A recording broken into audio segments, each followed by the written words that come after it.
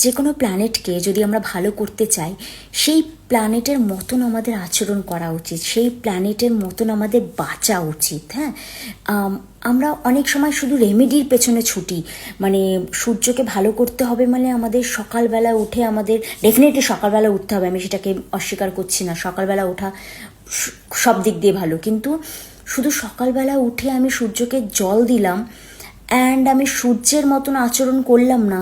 সূর্য হচ্ছে সব থেকে কাইন্ড হার্টেড একজন প্ল্যানেট, মানে তার হৃদয় প্রচণ্ড বড়, সে ভীষণ দয়ালু একটা প্ল্যানেট, মানে সে রাজা, রাজা ভীষণ দয়ালু হয়।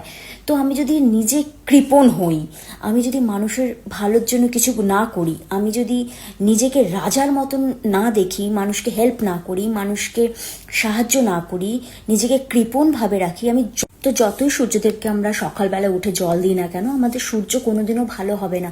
সুতরাং সূর্যদেবকে যদি আমরা ভালো করতে চাই, প্ল্যানেট সানকে যদি আমরা ভালো করতে চাই, তো সানের মতন কোয়ালিটি আমাদের জীবনে আনতে হবে, একটা রাজার কোয়ালিটি, একটা লিডারশিপ কোয়ালিটি হোক, একটা মানে যে কোনো পরিস্থিতিতে উঠে দাঁড়ানোর ক্ষমতা, অন্যকে হেল্প করার মতন, মানে হৃদয়টাকে বড় করার মতন আমাদের যদি এই মানসিকতা আমরা আসতে পারি, তাহলেই সূর্য ভালো হবে, সূর্য ভালো ফল দেবে।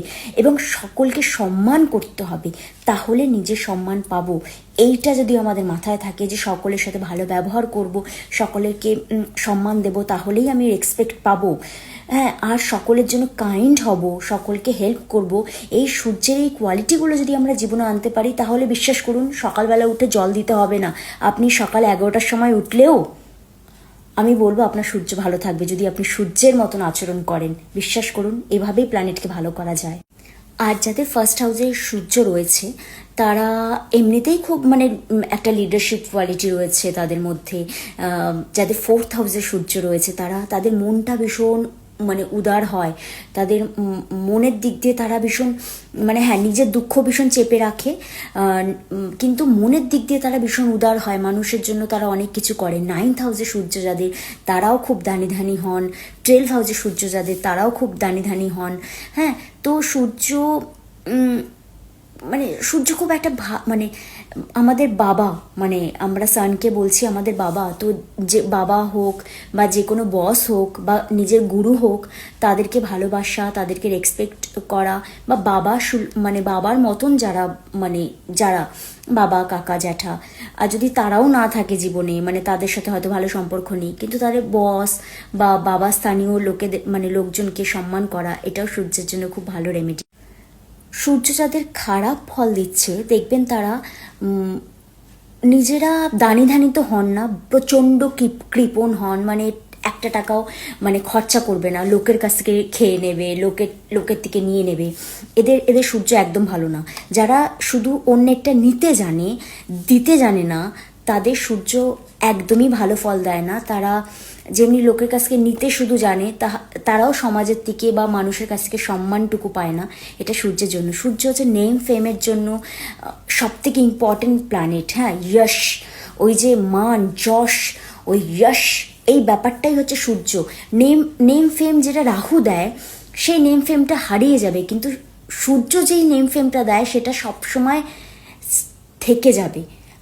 অমিতাভ বচ্চনের কাছ থেকে কেউ নেম ফেম কেড়ে নিতে পারবে না, কিন্তু যারা রিলস করে যারা পপুলার হচ্ছে ধরো কয়েকদিনের জন্য, তাদের তাদের তাদের ফেম চলে যাবে।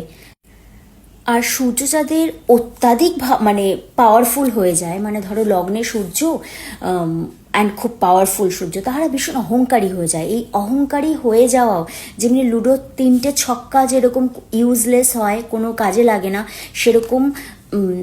সেরকমই অহংকারও কিন্তু কাজে লাগে না। তো ব্যাপার হলো এই ইগো, অহংকার, এটা সূর্যের মানে কি বলবো ধ্বংসের কারণ হয়। মানে সূর্যই মানে অত্যাধিক অহংকার, সূর্য এবং জুপিটারের জন্য এটা খুব ব্যাড এফেক্ট ফেলে।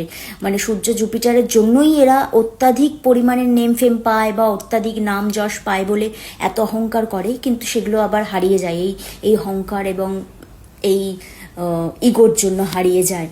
তারা নিজেদের দোষে হারিয়ে ফেলে।